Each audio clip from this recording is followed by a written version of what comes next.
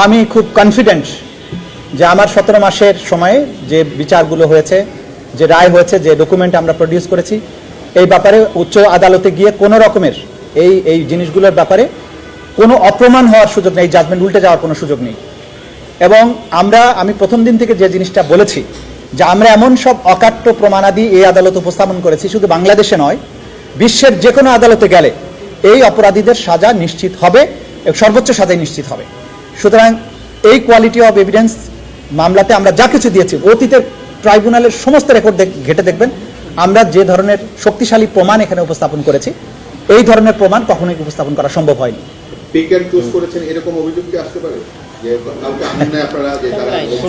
আমাদের আইনেই pick and choose করার বিষয় আছে, মানে আইনে বলা হয়েছে, যেমন ধরুন আমরা কিন্তু প্রথম থেকেই বলেছি যে বাংলাদেশের সমস্ত পুলিশ বাহিনী গণহত্যার সাথে সম্পৃক্ত ছিল। আমরা কিন্তু সমস্ত পুলিশ বাহিনীর বিচার করতে পারবো না। আমরা সুপিরিয়র কমান্ডারদের এবং সবচাইতে যারা নটোরিয়াস ভূমিকায় ছিলেন তাদেরকে বিচারের আওতায় আনবো। এটা যদি পিক অ্যান্ড চুজ বলেন, এটা অবশ্যই পিক অ্যান্ড চুজ, এবং আইনে এই ক্ষমতা দেয়া আছে যে চিফ প্রসিকিউটর ডিসাইড করবেন কোন কোন মামলাকে তিনি এই ট্রাইব্যুনালে নিয়ে আসবেন, কোন কোনগুলোকে আনবেন না, কোনোটা দরকার হলে সাধারণ আইনে পাঠিয়ে দিতে পারবেন। সুতরাং মানবতা বিরোধী অপরাধের বিচার দুনিয়ার ইতিহাসে দেখবেন কোথাও গণহারে হাজার হাজার সৈন্যকে শাস্তি দেওয়া হয় না, সেখানে টপ কমান্ডারদের দেওয়া হয় এবং যারা একদম সরাসরি অ্যাট্রোসিটির সাথে ডাইরেক্ট ইনভলভমেন্ট ছিল তাদেরকে সাজা দেওয়া হয়। আমাদের আইনে এটা বলা আছে। যেমন ধরেন একটা ঘটনায় 5 জন আসামি আছে, 5 জন আসামিকে কিন্তু আমি 5 বার ট্রায়াল করতে পারি। প্রথমে একজনকে আনতে পারি, পরে একজনকে আনতে পারি, পরে একজনকে আনতে পারি, যেটা আমাদের প্রচলিত বিচার ব্যবস্থার ধারণা সম্পূর্ণ উল্টা। সে কারণে অনেকে মনে করেন যে ওকে বিচার করছে, ও তো আসামি হতে পারতো। হ্যাঁ, সে যে আসামি হবে না পরবর্তীতে সেটা কিন্তু বলা যাচ্ছে না। কিন্তু এই মুহূর্তে মামলা প্রমাণের জন্য আমরা যদি 5 জনের মধ্যে বাকি 4 জনকে সাক্ষী হিসেবে নিয়ে এসে মামলাটা প্রমাণ করি এবং পরবর্তীতে তাদের বিরুদ্ধে তদন্ত করি, তাহলে কিন্তু কোনো রকমের আইনগত ব্যত্যয় হবে না। সুতরাং আমাদের আইনে এই সুযোগ আছে, এই বিচারের ধারাটাই ভিন্ন। সে কারণে কোনো রকমের পিক অ্যান্ড চুজ বলতে যে অর্থে ব্যবহার করা হয় সে ধরনের কিছু করা হয়নি। আমরা যা কিছু করেছি অ্যাজ পার ল। সরকারের থেকে আমাদেরকে প্রথমে বলা হয়েছিল যে আমরা অ্যাজ ইট ইজ যেভাবে আছে সেভাবেই চলবে, তো সেই ধারণার ভিত্তিতেই আমাদেরকে বলা হয়েছিল, আমরা সেভাবে চলেছি। তারপর গতকালকে উনি আসলে আমাকে ধারণাটা দিয়েছেন যে সরকারের ইচ্ছা যে এখানে নতুন কাউকে রিপ্লেস করার। তখন আমি নিজের থেকে বলেছিলাম যে তাহলে কি আপনারা চাচ্ছেন যে আমি পদত্যাগ করে চলে যাবো? বলছেন না, দরকার নেই। কারণ হচ্ছে যে ন্যাচারাল প্রক্রিয়াতে রিপ্লেসড হবে, আপনার জায়গায় যখন রিপ্লেসড আরেকজন হবে তখন আপনি যাবেন, আননেসেসারি পদত্যাগ করার দরকার নেই। সে কারণে আমি মনে করেছি যে পদত্যাগ করা কোনো যুক্তিযুক্ত নয়। এটা স্বাভাবিক প্রক্রিয়া যে একটা সরকার এসে আরেকজনকে আরেক জায়গায় যখন রিপ্লেস করবে স্বাভাবিকভাবে রিপ্লেসড হয়ে যাবে, পদত্যাগ করার প্রয়োজন নেই। পদত্যাগ করলে এটা ভিন্ন বার্তা যেতে পারতো, সে কারণে আমি সঠিক মনে করি না। আমি তো আগামী টিমের প্রতি আমার শুভকামনা থাকছে। আমি চাইবো বিচার স্বাভাবিক গতিতে যেন অবশ্যই চলে। আমি কেন শঙ্কা প্রকাশ করা এটা উচিত হবে না আমার জন্য। আমি বাংলাদেশের সকল নাগরিকের মতোই আশা যে বিচার যেটা চলমান আছে ইনশাআল্লাহ সেটা চলমান থাকবে। আমি যখন দায়িত্ব নেই, আপনারা জানেন যে এই মূল ভবনটি তখন পরিত্যক্ত অবস্থায় ছিল, চিফ প্রসিকিউটরের কার্যালয় পরিত্যক্ত অবস্থায় ছিল, একটা টিন শেডে কার্যক্রম চলছিল। তার আগের প্রসিকিউশনে যারা ছিলেন তারা সব কিছু এলোমেলো রেখে পালিয়ে গিয়েছিলেন, বইপত্র নথিপত্র বৃষ্টিতে ভিজছিল, এরকম একটা বিশৃঙ্খল পরিস্থিতির মধ্য দিয়ে আমরা দায়িত্ব নিয়েছিলাম। সেখান থেকে আপনারা জানেন যে শুরু করেছিলাম, আমরা প্রথমেই ছুটে যাই আহত যারা আছেন হসপিটালে তাদের কাছে, যেখানে আলামত আছে গণহত্যার শিকার যারা হয়েছেন সেগুলোর কাছে আমরা ছুটে যাই এবং সেগুলো সংগ্রহ করতে থাকি।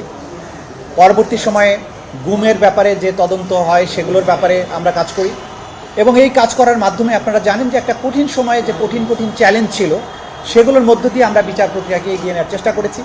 কারণ আমাদের দায়বদ্ধতা ছিল বাংলাদেশের ছাত্র জনতার প্রতি, যারা জীবনের সর্বোচ্চটা দিয়ে বাংলাদেশকে দ্বিতীয়বারের মতো মুক্ত করেছেন, স্বাধীন করেছেন।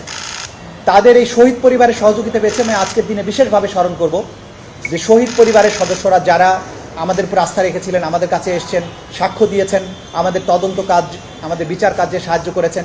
শহীদ পরিবারের প্রতি বৈষম্য বিরোধী ছাত্র আন্দোলন, বাংলাদেশের যে সমস্ত ঘটে যাওয়া ঘটনার ব্যাপারে প্রত্যক্ষদর্শী সাক্ষী এবং বিগত সরকারের ডক্টর ইউনূস সহ অন্তর্বর্তীকালীন সরকারের মাননীয় উপদেষ্টাবৃন্দ সবাই এই বিচারের ব্যাপারে আন্তরিক ছিলেন।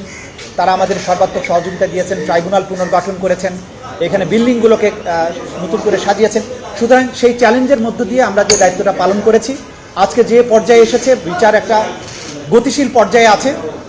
আমরা চাইবো, আমরা আশা করি বাংলাদেশের এই যে জনতা, ছাত্র জনতার বিশাল ত্যাগের বিনিময়ে যে বাংলাদেশ, তাদের উপরে সংগঠিত নিষ্ঠুরতার যে বিচারের দাবি তাদের মধ্যে আছে, যে বিচারের তৃষ্ণা আছে, যে পরিবারের মানুষগুলো গুম হয়ে গেছে আর কখনো ফিরে আসবে না, সেই পরিবারগুলো চায় বাংলাদেশে তাদের এই পরিবারগুলো নিখোঁজ হওয়ার বিচার হোক, সঠিক বিচার হোক, যাতে করে তারা অন্তত একটা সান্ত্বনা পান যে তাদের প্রিয়জনকে ফেরত না পেলেও অন্তত যারা এই অন্যায়টা করেছিল তাদের একটা বিচার হয়েছে। সেই বিচারের যে তৃষ্ণা, সেইটার থেকে আমি মনে করি যে ইনশাল্লাহ নতুন যারা দায়িত্বে আসছেন, যিনি দায়িত্বে আসছেন, তিনি এই বিষয়গুলো মাথায় রেখে বাংলাদেশের এই মানুষগুলোর প্রতি, এই নির্যাতিত বেদনাহত যে মানুষগুলো, তাদের প্রতি সুবিচার করার স্বার্থে এই বিচার প্রক্রিয়া অব্যাহতভাবে সামনে অগ্রসর হবে।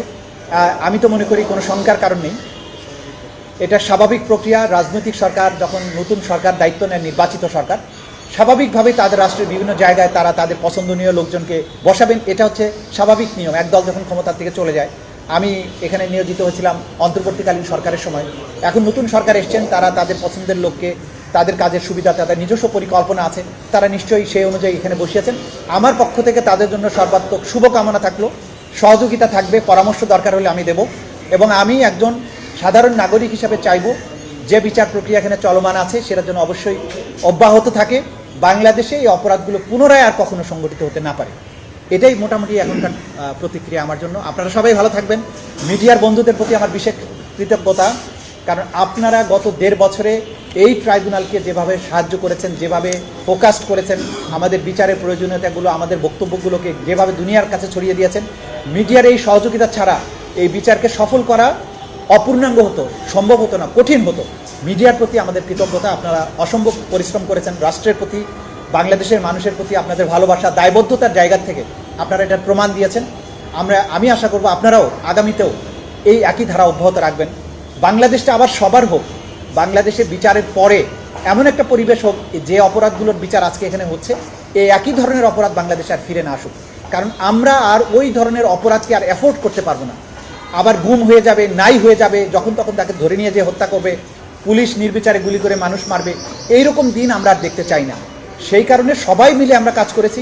আমরা হ্যাপি আমার টিমমেটদের প্রতি, তদন্ত সংস্থার প্রতি। আমার টিমমেটরা সবাই প্রত্যেকেই তার জায়গা থেকে অবদান রাখার চেষ্টা করেছেন। আমি প্রত্যেকের উপরে আজকে বলছি, আমি প্রত্যেকের উপরে সন্তুষ্ট। আজকে একটা আনন্দ নিয়েই যাচ্ছি যে যতদিন দায়িত্ব পালন করেছি প্রত্যেকে আমাকে হেল্প করেছেন।